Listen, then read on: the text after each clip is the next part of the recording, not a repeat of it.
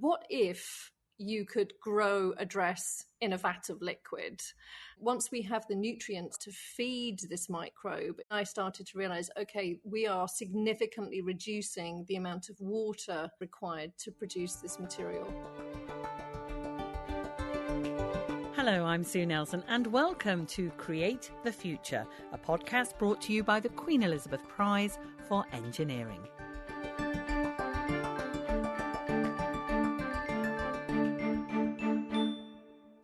Engineering affects many aspects of our lives, and today's guest applies it to not just what we wear, but what our clothing is made from, and even how we think about making new building materials.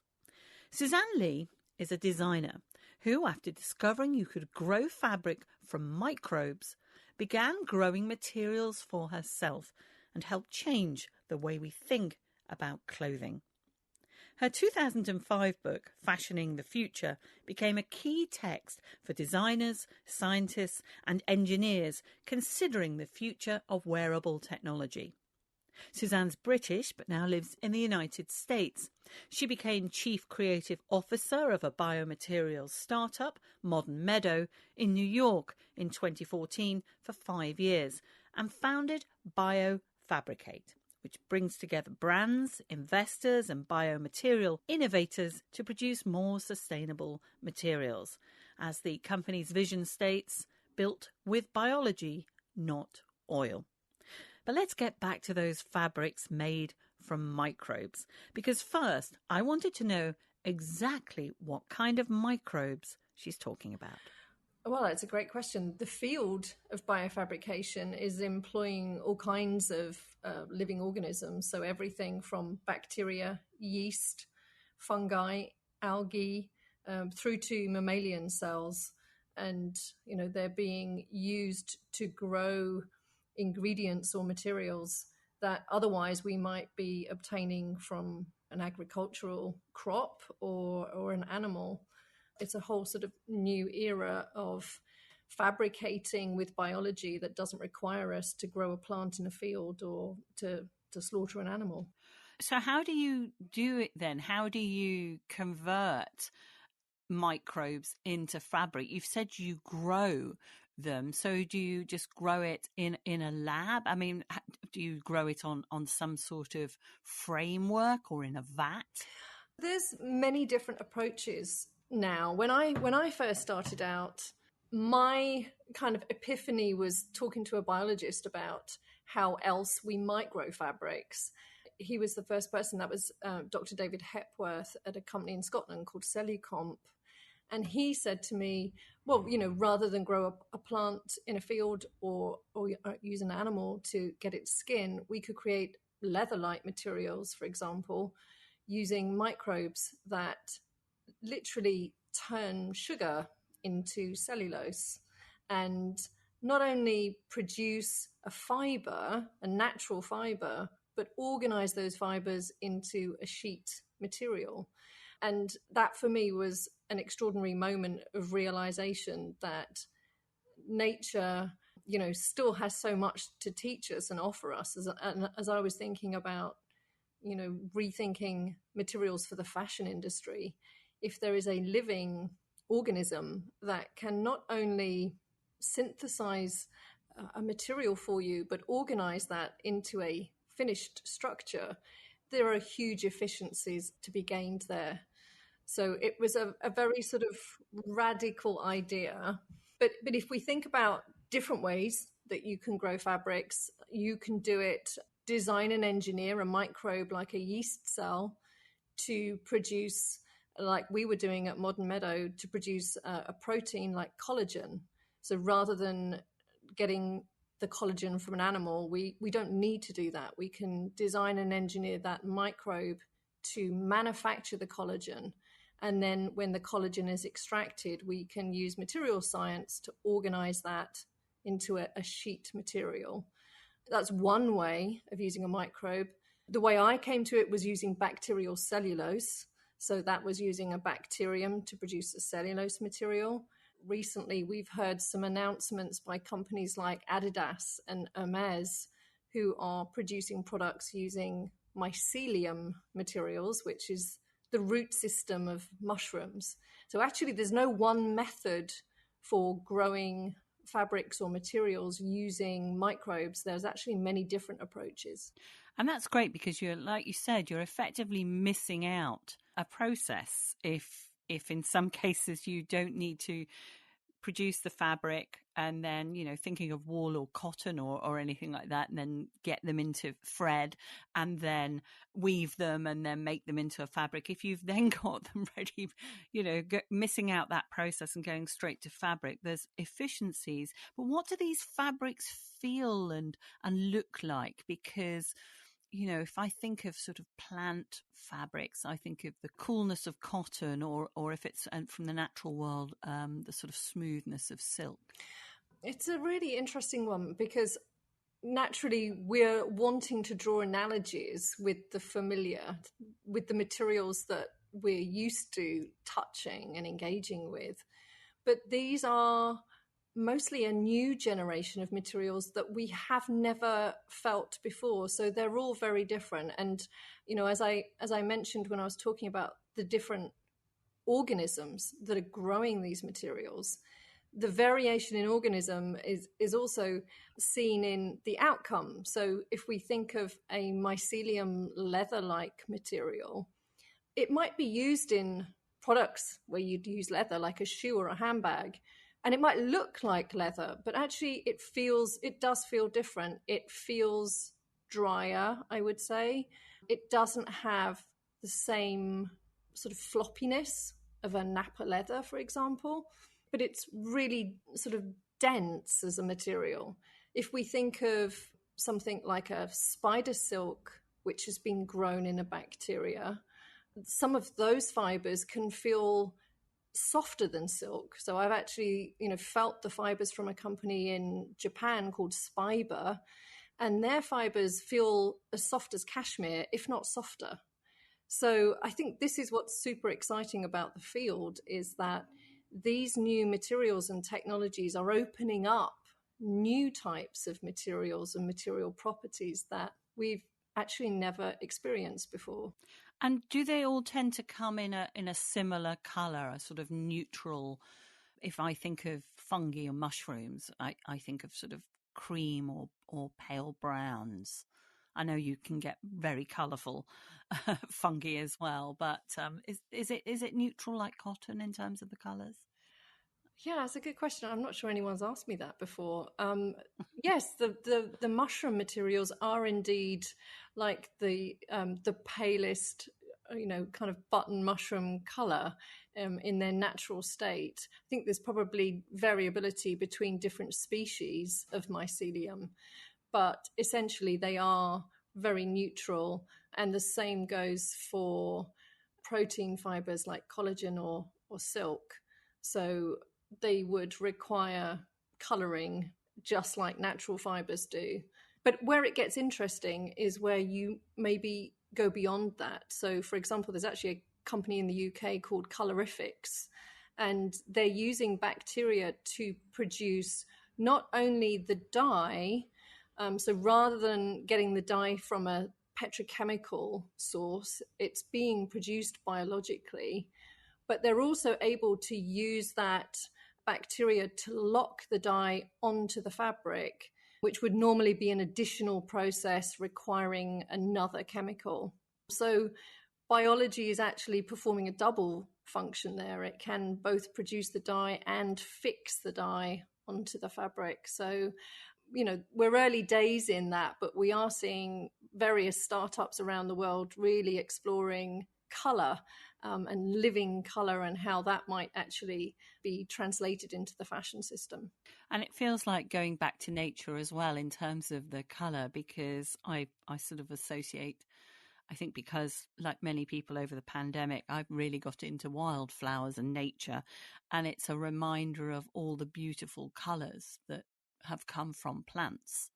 So it feels like going full circle. Yeah, absolutely. And I think the other thing that is interesting is as we are designing and engineering an organism, a microbe, to produce a color for us, we have incredible ability to tune those natural colors. There's an amazing library at Harvard which has examples of color throughout history. And I think they have an example of the latest genetically programmed color, which doesn't exist in nature, but is manufactured by a natural organism. So, I think we're entering a sort of new world where, because we are able to design and engineer with DNA, we can open up sort of or extend the palette of color and materials that we currently have access to. It sounds like it's going to be a kaleidoscopic new world as well. What gave you the idea to grow fabrics this way? I'm assuming it came from a desire to reduce impact on the environment in terms of resources. Funnily enough, it didn't, Sue. Ah. I mean, if we go back, my entry into this field is a long time ago. Back in 2003, the idea was very just inspirational. Just what if you could grow a dress in a vat of liquid? And that was the original provocation. I think as I started on that collaboration, which was very much a sort of design science coming together for the first time, through that process, I started to realize, oh, this is all happening within one growth bath. Like, once we have the nutrients set up to feed this microbe and it's producing these fibers, it's turning the fibers into a sheet material. I found all sorts of things along the way. Like, I could introduce dye into that growth bath and it would be dye, it would come out the other end and it was dyed. So then I started to realize, okay, we are significantly reducing the amount of water that is required to produce this material. We're using minimal energy. I mean, I started out having what I nicknamed my fabric farm in London. All summer long, I had these growth baths outside, and they required nothing more than just the sun to provide the energy for the heating of the baths. So yes, the learning around just how sustainable these kinds of systems could be came along just by exploring it, but it actually wasn't the original provocation. Well, it's always good to be surprised, I think. So where did your career begin? Was it because obviously you're now extremely knowledgeable about the biology side of microbes and how it relates to fabrics, but when you were younger, what were your main interests? Well, I mean, my training, I went to art school. I'm a fashion textile designer by education, and I worked in the fashion industry for 20 years. And it was actually a research post that I was offered at Central St Martin's, which is the University of the Arts in London. That part-time research post was the beginnings, really, of me diving in. I think I'd always had an interest in technology of one form or another, but from the creative perspective. So, I was interested in, new machinery or equipment that would enable you to create clothing in, new ways. That was always an interest, and even science fiction. So I think even though I came from a creative background, I had a bent towards reading about science and technology and trying to sort of figure out how that might be applied to my own creative practice.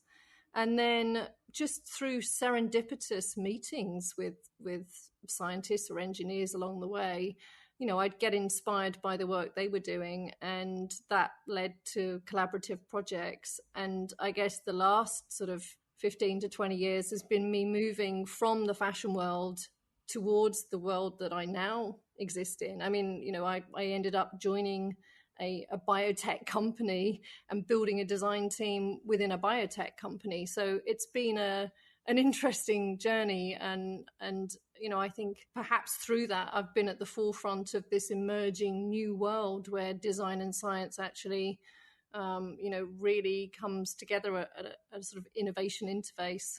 And you've been called part of this biofabrication revolution, which is happening, and more people are getting interested in it.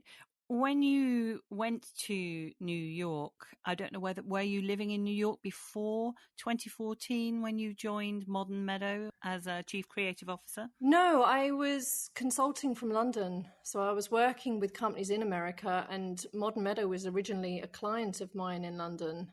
And I just started going back and forth, and finally the CEO persuaded me to come and join the team full time. How big a change was that? Because it's almost like switching sides in a way. It is. It's very much. I mean, that was a major step in my career, to go from being surrounded, working within a fashion studio, surrounded by people whose skill sets I shared and understood, to being dropped into an environment where it was literally scientists in white coats in labs. And I was the one person on the team who had, a very different background, and who was having to play catch up the whole time. So I was lucky, because I'd spent a previous decade really being surrounded by scientists, going to science conferences, reading up, learning about the field. So I wasn't just dropped in out of the blue. It was a gradual process for me. But then, being at an American biotech startup, that's a very 24/7 enterprise. And, it was a very steep learning curve from there, to figure out, as part of a founding team, how we bring these two very, very different worlds together. And how did you find that? Because bioengineering, which is effectively what your scientists are doing, but engineering it for fabrics, for fashion. Did you find that you fitted in well, that you could get your points across to each person, that it was a good blend? It's such a good question. Yes and no, I would say. I think there are some scientists who have a proclivity towards collaboration and are very open in their thinking.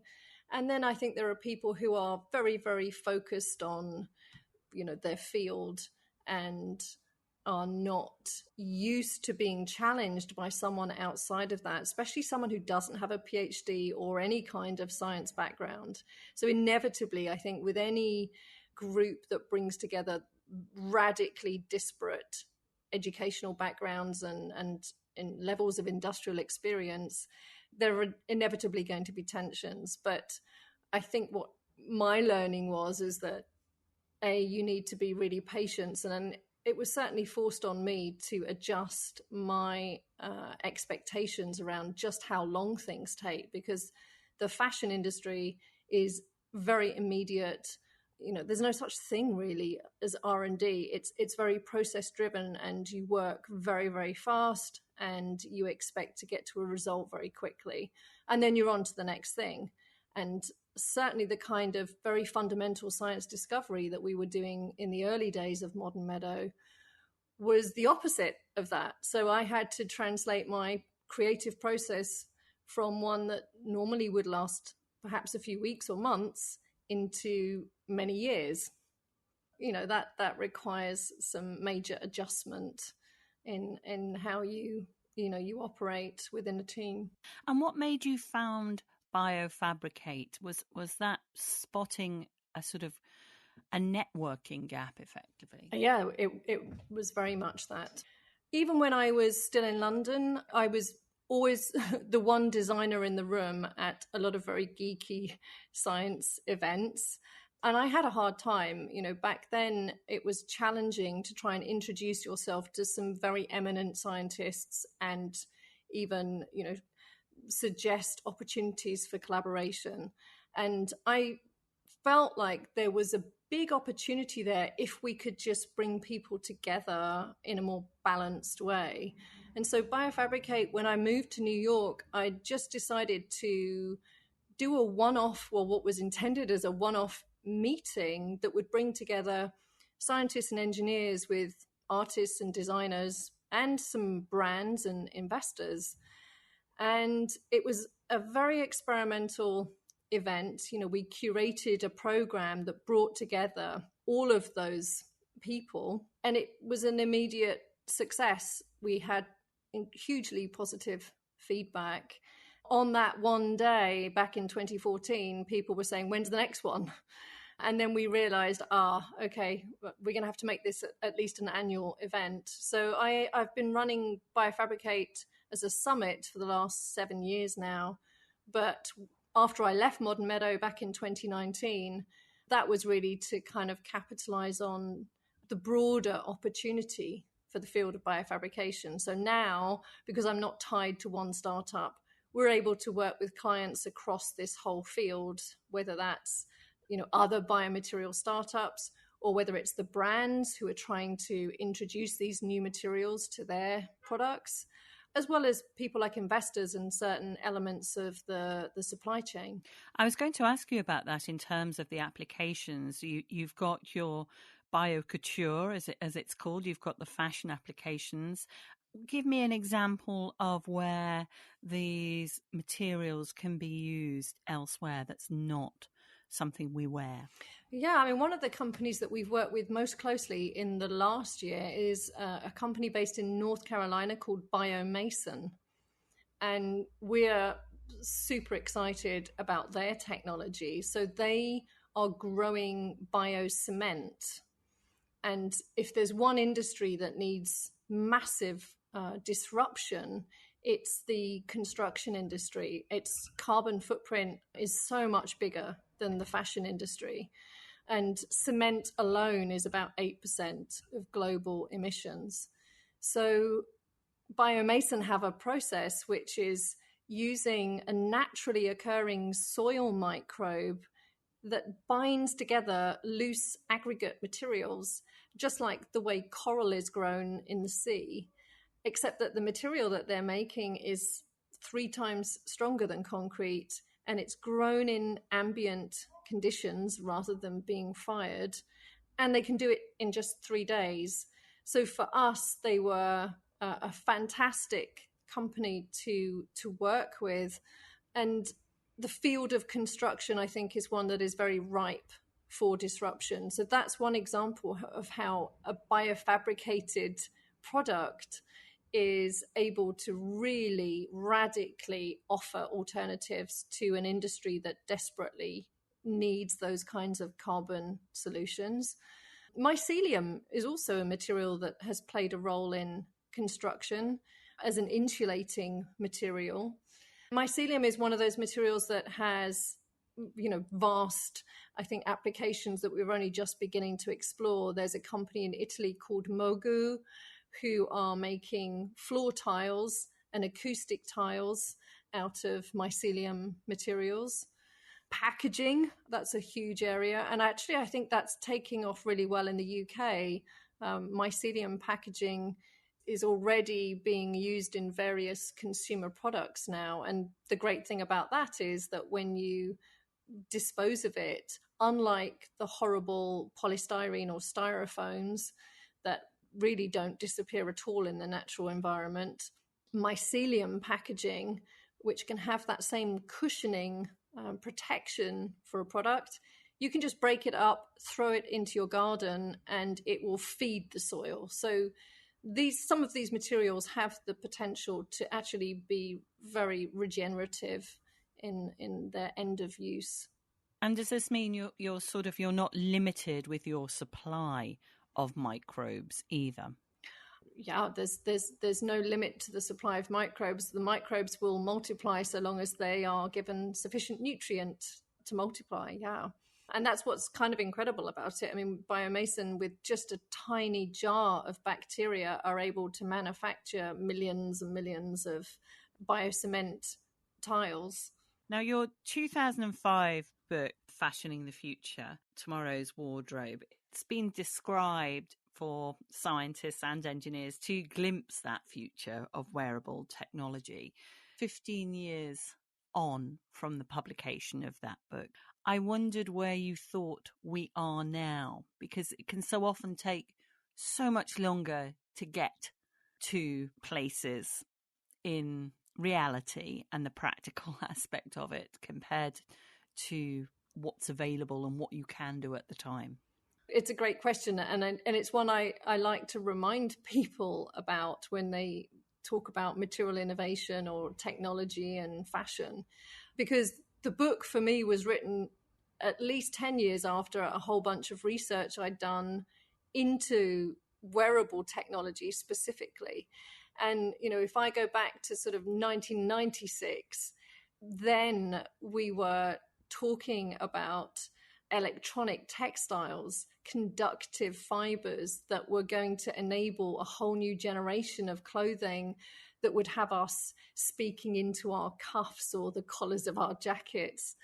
And while some of that technology was feasible, what people weren't considering, I think very much from the engineering side, was just that just because you can do something with technology doesn't actually mean that that is going to be desirable. And the big piece there was that there was very little understanding about why we wear the clothes that we do and how we wear them, why we buy them. And very often that is much more wrapped up in status and sex appeal than it is functionality.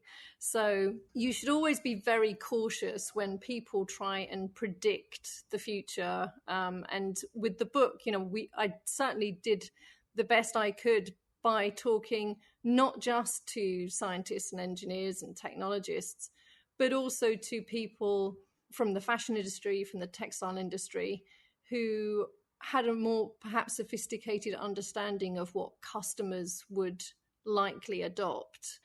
It's such an interesting topic because it has so many potential applications.